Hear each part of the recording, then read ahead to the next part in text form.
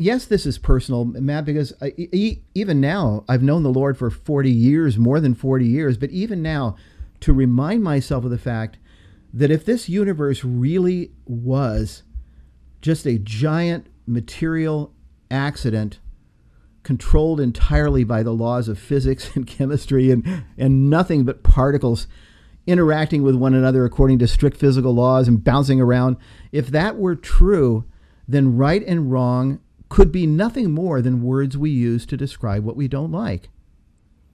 Words you and I use, and chimps don't use them. They don't care.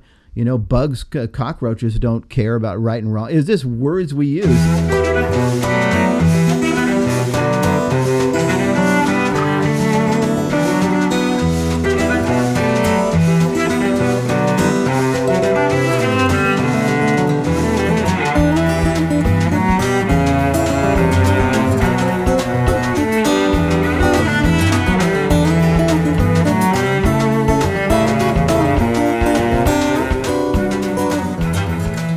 Well, hello, and welcome to another Garden Fresh episode of On the Journey with Matt and Ken. I'm Matt Swaim, he's Ken Hensley, and we're with the Coming Home Network. Please do visit us at chnetwork.org. We're a group of people from all walks of life who, through various circumstances, found our way to the Catholic Church. Ken was a Baptist pastor. I was an evangelical kid in a lot of different worlds within that, and we're glad that you're here. So, if you want to go a level deeper, by the way, click on over to the online community, which is community.chnetwork.org, and come pay us a visit there.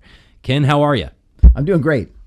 I'm happy. I just flew back from Houston last night, where I was leading a Coming Home Network retreat. Had a great week. Happy to be back. Good stuff. And we're continuing our series on atheism and agnosticism, basically talking to people who doubt or deny the existence of God, just to kind of tie it back to the stakes of this topic for you and I, at least for myself, Ken. Mm-hmm. I never went full agnostic or atheist, but I had some significant doubts, and a lot of them had to do with when I had my foundations shaken on the topics that we've covered in other series, which are, you know, sola scriptura, or the question of authority. Right. And once those foundations started to shake, I was in this world where I was like, oh no, well, if this has shaken, then has even the notion that there is a God, I mean, can that even be shaken? As a matter of fact, a lot of my friends who had their foundations shaken, especially from the Christian music world, on sola scriptura or authority, are now self-professed agnostics. So this topic is very important to me because I think it helps tie back, to, first of all, an issue that I dealt with when I had those foundations shaken, and an issue that, you know, matters to me when I talk to my friends who went in a different direction when they had theirs shaken. The subject is important to me too. I've never formally been an atheist, although I lived as though I were an atheist for a number of years, or at least an agnostic. But the thing is, I'm that man. Lord, I believe. Help my unbelief. So I need to understand as best I can, not simply the arguments for the truth of the Catholic faith, but for the truth of Christianity in general, and for the truth of God's existence. And so apologetics at this level, theistic apologetics, has always been important to me. And it's important to me as well because there are so many people in our culture that are in that boat these days. So, you know, in this series, which I decided to title Wizard of Oz Apologetics, what I'm doing, Matt, and I'm throwing it into your lap too, is I'm sharing the basic approach that I most often take when doing apologetics with those who doubt or deny the existence of God. You may have a different approach. You may have other things you have in your mind, like Aquinas' arguments or whatnot. I'm just kind of sharing my approach because I think it can be enlightening to some. So let's begin here. As we mentioned a couple of weeks ago when we began, no way to get around the fact that the number of those who would self-identify as atheist or agnostic has been increasing, especially among young people in our society at least. We read where Christian apologist Philip Johnson wrote these words: "The most influential intellectuals in America and around the world are mostly naturalists who assume that God exists only as an idea in the minds of religious believers, only as an idea. In our great universities, naturalism, the doctrine that nature is all there is the virtually unquestioned assumption that underlies not only the natural sciences, but intellectual work of all kinds. And I want to say, in my own experience, Matt, this assumption that he talks about here has become so thoroughly unquestioned that most atheists don't even view themselves as needing to argue for anything. They don't view themselves as needing to to defend anything. They'll say, hey, I have nothing to prove. I mean, they'll say this openly. I have nothing to prove. I simply lack a belief in God, which you have. You're the one making the positive assertion that God exists, so the burden of proof lies entirely upon you. And I want to say that while it's true that in debate, the one making the positive assertion bears the burden of proof. That's true. What is not true is that the atheist is making no positive assertion. For instance, how about the following positive assertion? Nature is all there is, okay? Is that not a positive assertion? Or even on a deeper level, what about this assertion? Everything can be accounted for and made sense of in purely natural terms. Those are positive assertions. But the thing that bothers me is this, because the atheist is often not challenged to explain how he or she can account for everything in terms of natural causes, in terms of a natural worldview, it's those of us who believe in God who are continually kept on the defensive. We're the ones that are in the witness stand, and we're kept in the witness stand. It's our job to present our arguments, again, Aquinas, whatever. It's our job to present our arguments, our evidences for God's existence, and all the atheist feels that he has to do is listen and respond, not good enough. Try again, Matt. Give me another answer. No. Aquinas' 5 ways? No, they don't fly with me. Try again. You see what I'm saying? There's this assumption that their worldview is to be taken for granted, really, and we're the ones that are on the defensive. And as I said, yes, anyone who makes a positive assertion has a burden of proof. But in the Wizard of Oz apologetics, what I'm saying is the table can be turned. It's not as though the atheist is not making any positive assertion about the nature of the world in which we live, that he or she would need to defend then.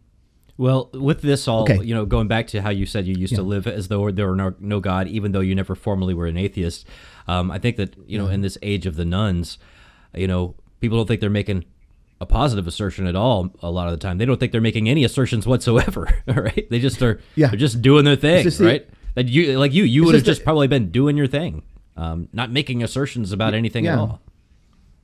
Yeah, and I thought you said the world of the nuns, and I started thinking about like Carmelites and stuff, and I was really confused about the first half of your. If only. I was really confused the first half of your sentence. If only we had more Teresa of Avila just wandering around us, Amen to that. Well, with all this in mind, then this is all introductory. The question that I focus on when I'm engaged in apologetics with someone who would self-profess as atheist or even agnostic is the question that atheist philosopher of mind, John Searle asks when he says this: there is exactly one overriding question in contemporary philosophy. One overriding question. How do we fit in? How can we square this self-conception of ourselves as mindful, meaning-creating, free, rational agents? How do we square this with a universe that consists entirely of mindless, meaningless, unfree, non-rational, brute, physical particles? That's the question that I have in mind when I sit down for a cup of coffee, for a beer, conversation with someone who identifies as an atheist. This is what I have in my mind. I may not say this, but you say that nothing exists but material particles, nothing exists but matter. So how do you account for so many of the most basic aspects of your experience as a human being that just do not appear to be material? For instance, love, value, meaning, morality, reason. I mean, none of these appear to be composed of material substances, and yet you say the universe is nothing but material substances. How do you account for that? That's the question that I have in my mind. So that, in other words, rather than presenting direct arguments, that's what I consider like Aquinas' 5 ways, direct proofs for God's existence. What I have in my mind and what I do is I like to argue indirectly, like an indirect proof in geometry, by pulling back the curtain on the atheist, naturalist, materialist worldview. like the Wizard of Oz, pull back the curtain, expose the inescapable logical implications of that materialist worldview, and kindly, lovingly attempt to challenge my atheist friend to make sense of his experience as a human being in terms of what he is telling me is true of the universe in which we live. In essence, I want to challenge him to make sense of his experience as a person without God. Okay?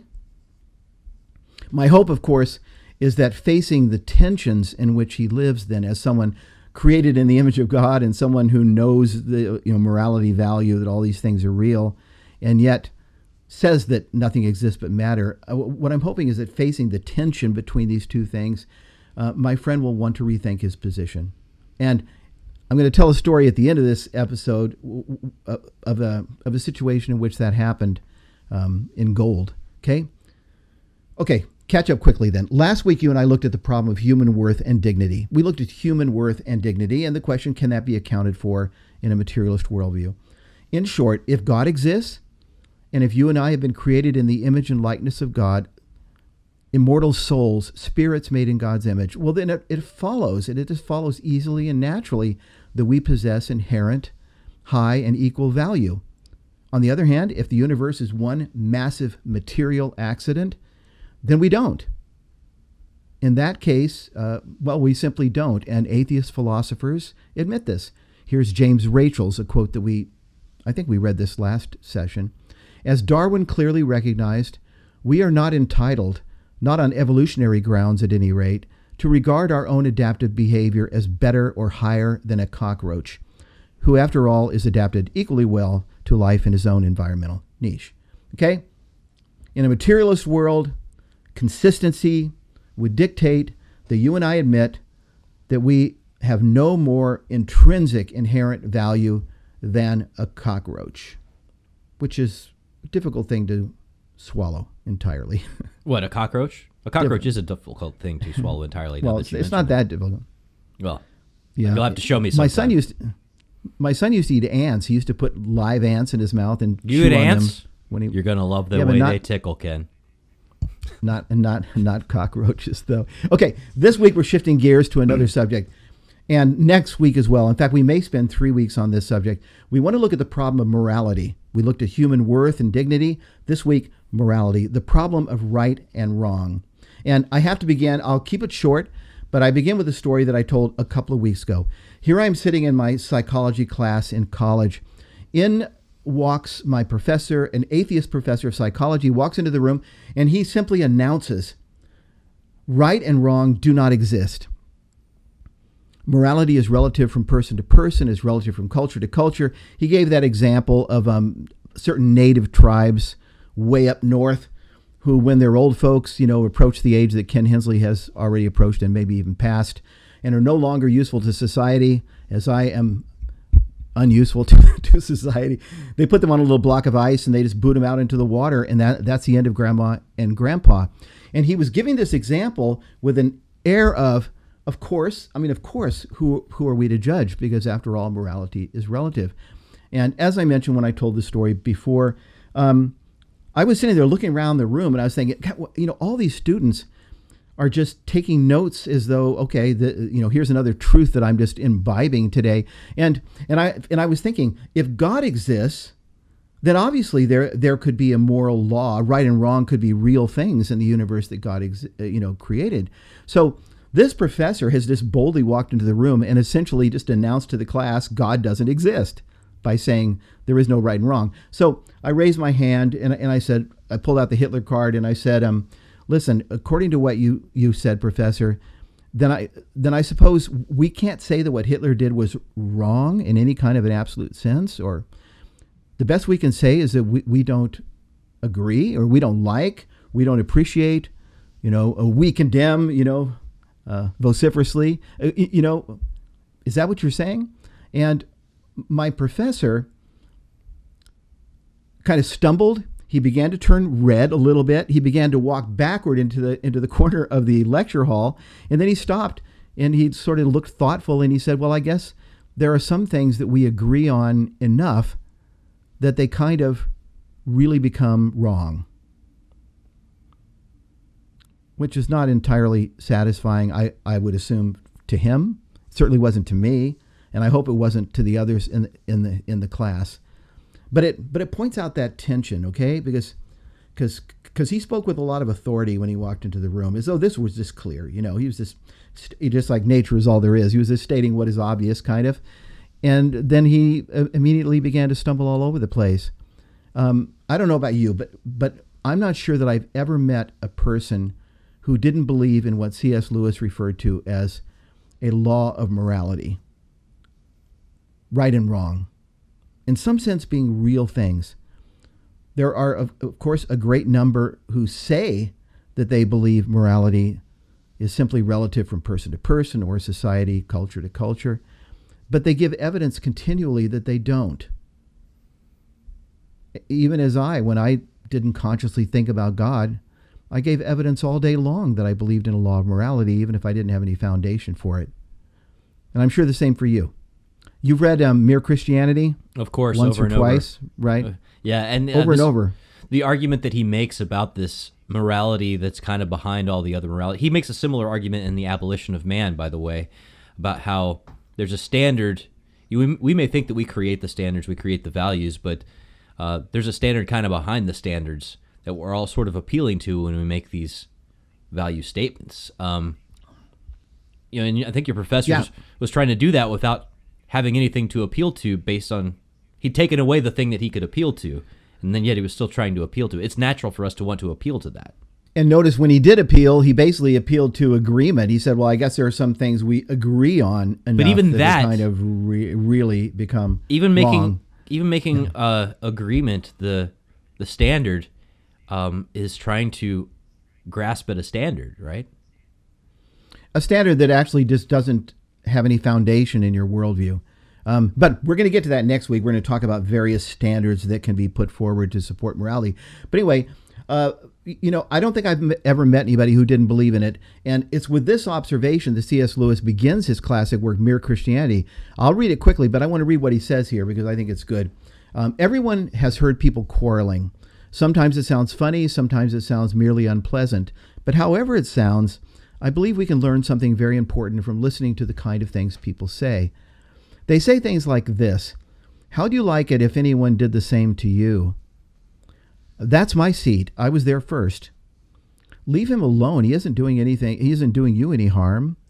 Why should you shove in first?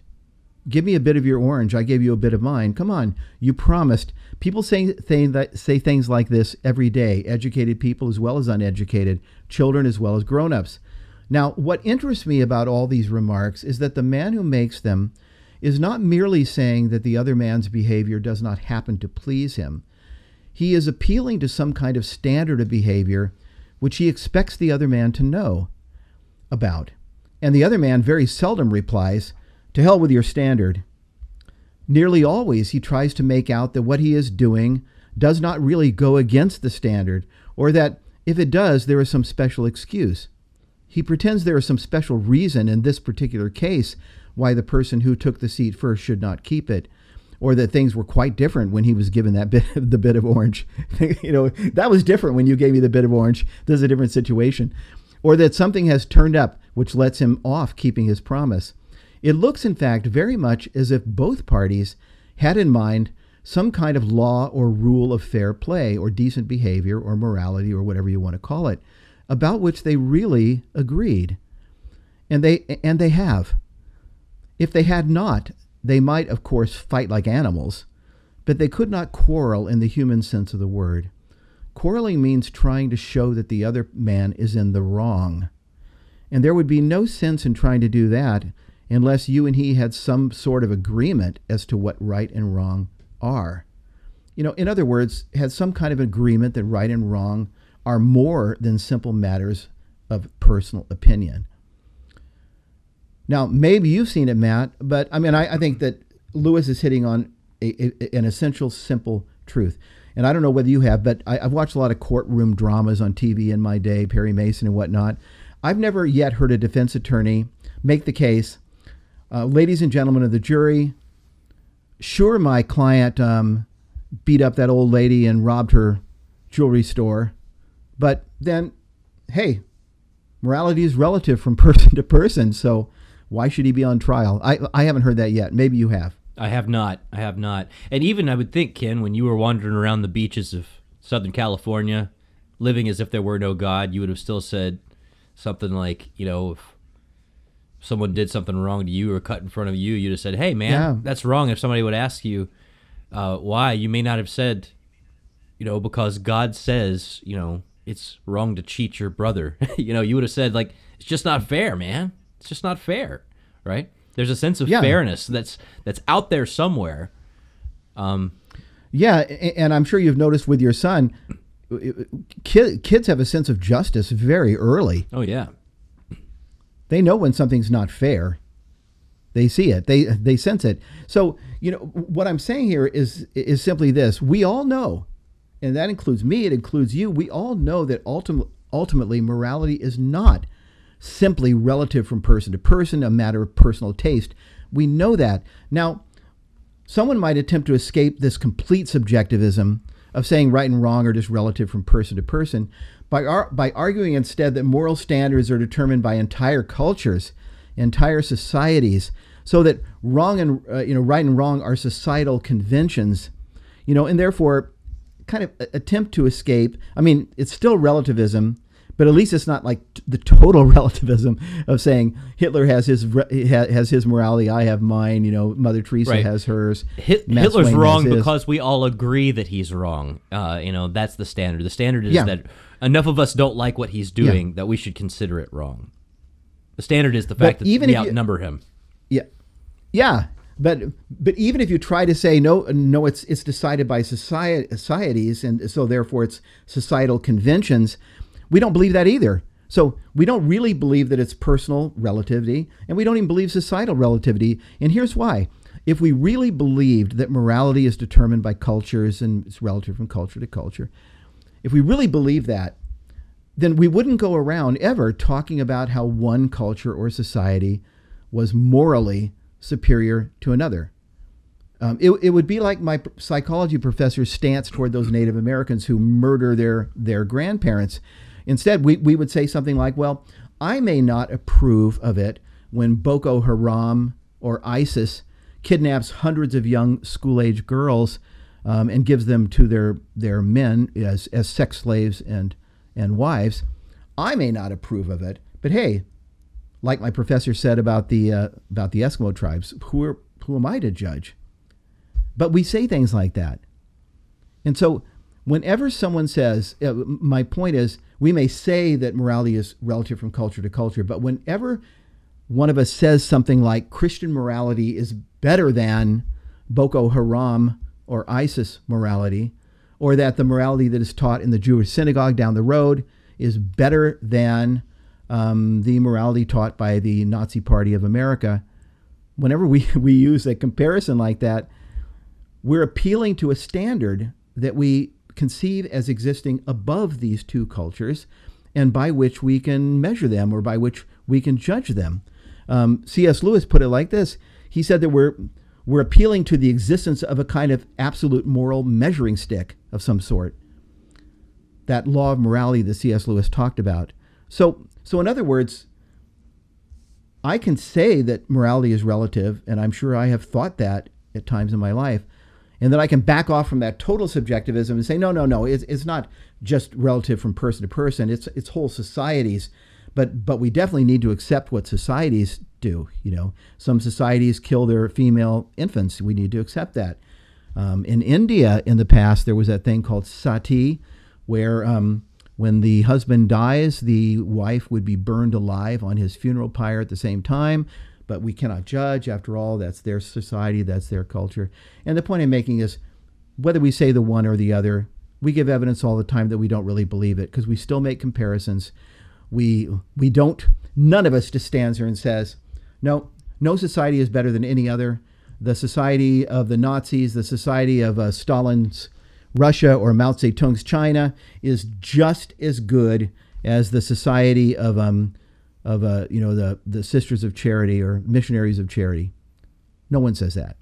In other words, all this to say that here we see another point of tension that someone who doesn't believe in God must live with, a point of tension.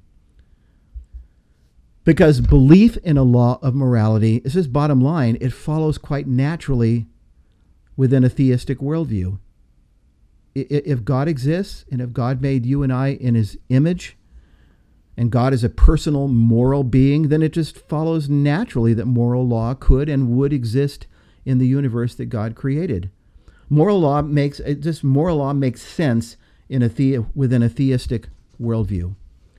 The metaphysical foundations exist for the existence of moral law, for moral law to exist and be real, for right and wrong to be real things. And because everyone is made in the image and likeness of God, you and I, everyone knows to our bones that right and wrong are somehow real. I think you talked about the professor last week, the ethics professor. I mean, you could have a full-on atheistic ethics professor who teaches that morality is relative. He may mock the ignorance and mock the arrogance of anyone who believes that right and wrong actually exist and are real, or that moral absolutes exist. He could mock it. But, try cheating on his test on moral relativism. Try going into his office with a shotgun and asking him kindly to change your D to an A. Try stealing the stereo from his car. Try even something as insignificant. You mentioned this at the beginning. Try something even as insignificant as cutting in front of him in line at the grocery store, and watch how this moral relativist, presto, will become a moral absolutist. It's just in his bones. It's in our bones. I think again about the professor that I mentioned earlier. He was so confident in his moral relativism that he could just walk right into the room. I mean, think about that. 100 people or so in a room, you just walk right in and you just state right and wrong do not exist. He felt that comfortable in his moral relativism. And I'm sure he imagined himself to be a stalwart moral relativist. But when confronted with the unpleasant implications of this, just my simple question about Hitler, he collapsed. He wasn't able to maintain the fiction that morality is nothing more than convention, even though that's what he said. He wasn't able to maintain the fiction that it's just nothing more than words we use to describe what we like from person to person or culture to culture. He couldn't escape the fact that he knew in his heart of hearts that right and wrong were real. And yet, based on his worldview, that nothing exists but material substances, he had no basis for believing it. Yeah, and I've talked to, again, I don't come from this particular worldview. Best I could say is I had doubts, and conversations like this kind of reined me back in from those doubts. Mere Christianity was very helpful for me when I was, having a serious doubting phase. But, I think it was Jeff Miller, the Kurt Jester, who was talking about his own journey on this particular question, that, at first his, moral sense was don't get caught at what you're doing, right? That's the basis for his morality. Then he realized that's not good enough because he had fallen in love and he had married and he had had children. And he realized don't do things to hurt the people you love is a pretty good moral standard. And it began to develop from there. And there are a lot of atheists and agnostics who have pretty strongly developed standards of morality. And it comes from sort of lived experience of like, how do I want my life to go? It will go poorly if I do not observe these particular standards. But then the standard is you, right? The standard is you. That's why I keep repeating the word tension. It's simply a tension. I would say that because, anyone, but you said there are plenty of atheists, and that's absolutely true. There are plenty of people who would deny the existence of God and yet live highly moral lives, and believe in morality and want to practice morality and condemn what they view as injustice or immorality, condemn it. So that's why I keep using the word tension, because in terms of what they say is true of the universe in which we live, they don't really have a foundation for it. They don't have a foundation for there being certainly nothing like a law of morality or right and wrong being real things. I remember one of my teachers used to say, okay, if right and wrong are material things, how much does a wrong weigh? How long is right? I mean, are right and wrong, I mean, can you hide them in the sock drawer and can you go find them? And if that sounds ludicrous to you, well, that's because they are not material things. They're obviously not material things. And yet, if they're not material things, then they don't have a foundation in a purely materialist worldview. And yet we believe them, we know them, and we live according. That's why it's the tension kind of thing, okay?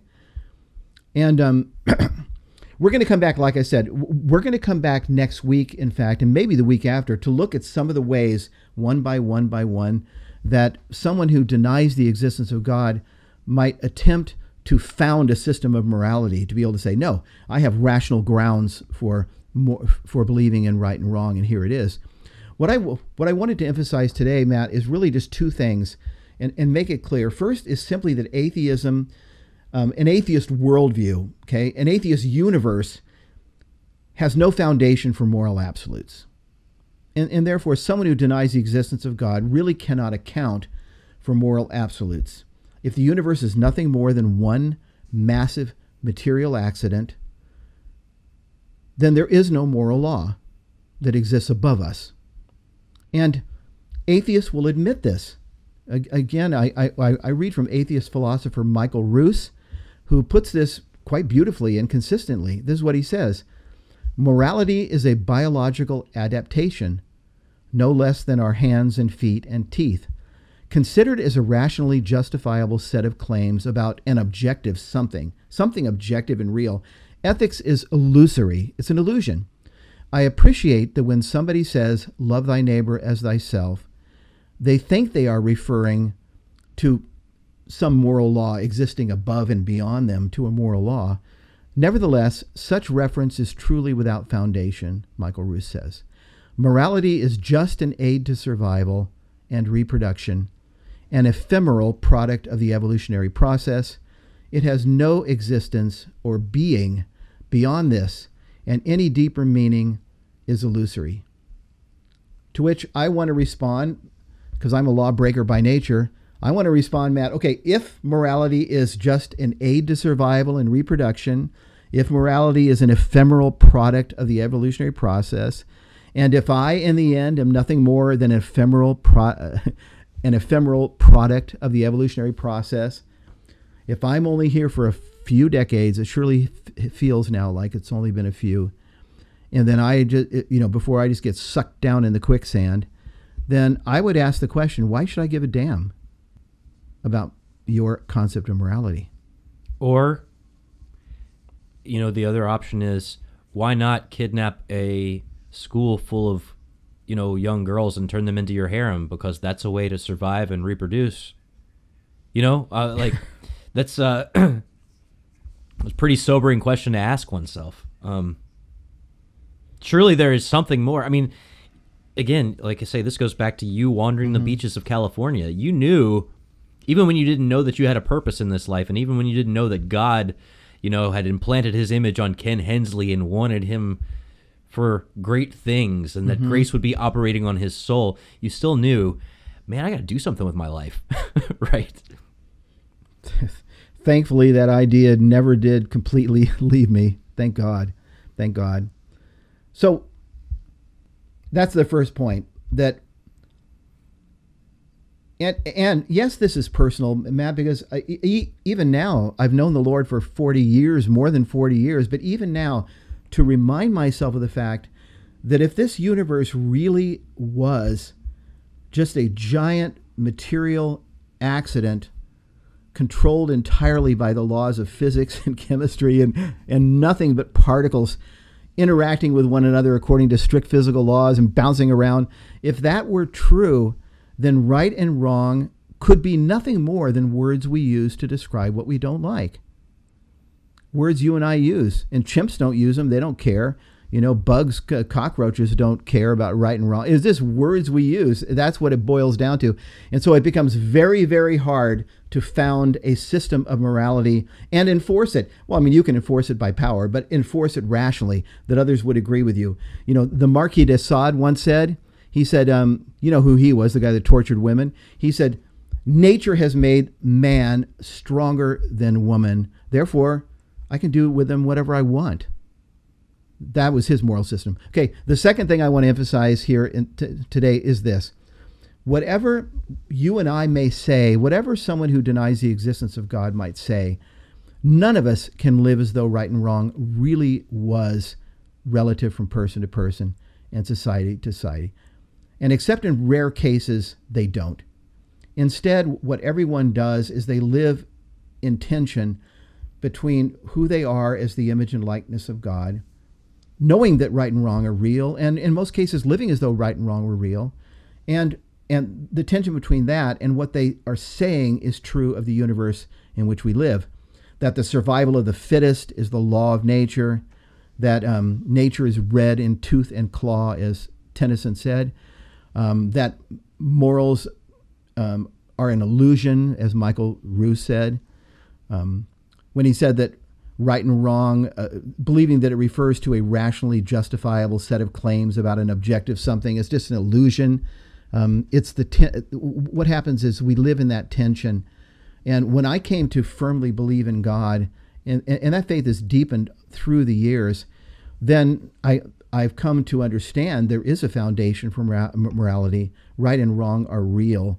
You know, it really is wrong to beat the old woman and rob the jewelry store. It really is wrong. It's not just something that law-abiding people protest. You know, let me ask you a question here at the end. Have you ever seen Alfred Hitchcock's film The Rope? Is that Rope? Is that Jimmy Stewart? Yes. Okay, I have not seen it, but I need to. Yeah, you need to see it. It's really a powerful film. And here's the basic story. It's about two students inspired by their prep school headmaster, who's Jimmy Stewart, okay? Their headmaster is an atheist, and he's been teaching them Friedrich Nietzsche, and he's been teaching them the idea of power and superiority in nature. And he's been teaching them that those who are superior can do what they like with those that they deem inferior, because we live in a godless universe in which moral absolutes don't exist, okay? Now, these two students, they want to impress their teacher. So what they do in this film is they pick out someone at school that they deem to be inferior to them. They kill this young man, they murder him, and they put his body in a chest, a box, and then they invite their headmaster over for a cocktail party, and they invite some friends, including the young man that they have murdered and his fiance, and I believe his parents. They invite them over for a cocktail party, and they use the chest in which this boy's body lies as the buffet table. And they have food and drink on top, and they're having this pleasant evening where they're talking and all this, and they're making little hints along the way about something that they have done. But it's all sort of innuendo, and it's this hint like. As the party ends and everyone begins to go home, the headmaster comes back into the room. I can't remember now whether they invite him back in. I just haven't seen in a long time. But the headmaster comes back into the room, and they reveal to him what they've done. They show him the body, and when he is appalled, of course, his sense of injustice just rises up, and he's completely appalled. Then they respond to him, and they say, basically, but this is what you taught us. You taught us that in a godless universe, moral absolutes don't exist, and those who are superior can do what they like with those who are inferior. We've done this to impress you. And at the end, he calls the cops, and you hear the sirens coming at the end, and you see this headmaster who has been teaching his students these things, but when they actually put them into practice, he basically says to them something along the lines of, but these were just ideas. It's a good film. You should see it. But it really sounds like powerfully, I need to. Sounds like I need to. Very powerfully. And this is what it comes back to a lot, of the time for any of these things that we're talking about in theology between two different theological groups. Not just between people who are theists and atheists, but people who are, for instance, in my, Bible college growing up, Wesleyans and Calvinists, or Catholics and Reformed. When it comes to the realm of just ideas, it's one thing to kind of like toss it around in a classroom, and that's all good and well. But what are the implications? How you live your life? Like, what does it matter for like what you do? How you treat people? Whether you believe in a moral code? I mean, it's all fine and well to talk about like the doctrine of election, but what does that mean for, the people in your neighborhood, right? And it's all fine and well to talk about like we're all just chemicals going through, Yes. biological functions. Yes. What does that mean for how we live in a society? It's an important thing to understand how the rubber hits the road. That's why the word tension again. Let me conclude with this. Just a quick story of how this applied in my own life. I was waiting tables at a restaurant after graduating from seminary, and I made friends with a young man there. Great guy. He and I became good friends. He was a waiter. I was a waiter, and he was an atheist. And he said that he was basically scientism is what he was into, and science has shown that there is no God, that kind of thing. And he was an atheist. And so I began to talk to him about these issues, and morality was one that I focused on because he was a very moral person. He had a high sense of what was right and wrong, and he lived it. And at the same time, he said he was an atheist. So what I started doing, it was this really small kind of thing, but what I started doing was he'd be standing in line at the bar to fill an order for wine or drinks for one of his tables. And I just walked up and just cut in front of him. And when he would complain, we were friends, so I could do it in a friendly way. When he would complain, I said, "Hey, Tony," I said, "I'm bigger than you are." I said, "You're smaller. Survival of the fittest. There's no such thing as moral law in an atheist universe. What's your problem?" And I just cut in front of him. And I would do stuff like that. And this idea, this is a case, I point this out in this context because this is a case where that exact issue, the fact that his high sense of morality could not be founded, he couldn't find a foundation for it in his belief, in his atheist belief. I think of Dostoevsky there saying, if God, isn't that in the Brothers Karamazov, that if God does not exist, everything is permissible. This troubled him, and this tension built within him until the night came where we were sitting in my kitchen, and he came to profess his belief in God, and he was eventually baptized into the church. Yeah, so there's that one example of of a conversation bearing fruit. But I'm very much looking forward to where this conversation is going in the next week because, honestly, like your friend Tony, I have some atheist agnostic friends who have a much higher developed moral sense than some of my Christian friends, some of my Catholic friends, and they have good reasons for. For instance, we've maybe talked even here. I know I've talked before and talked to people who are atheists who are adamantly pro-life. If this life is all there is, then depriving someone of it from the womb is about one of the worst things that you can do, right? This is their one person's, that's that person's one shot at living, and you took it, So there's a lot to be unpacked in terms of morality in the next episode. But yeah, we'll keep talking. Enough said for today. But you're exactly right. And I think that the point you make is one that's worth reiterating, that I am not saying by this that those who don't believe in God are immoral. Often, it goes person by person. They can be immoral, but Joseph Stalin, for instance, or Mao Zedong, or Pol Pot, or any number of others. But I'm not saying that. In fact, an atheist can have a high sense of morality.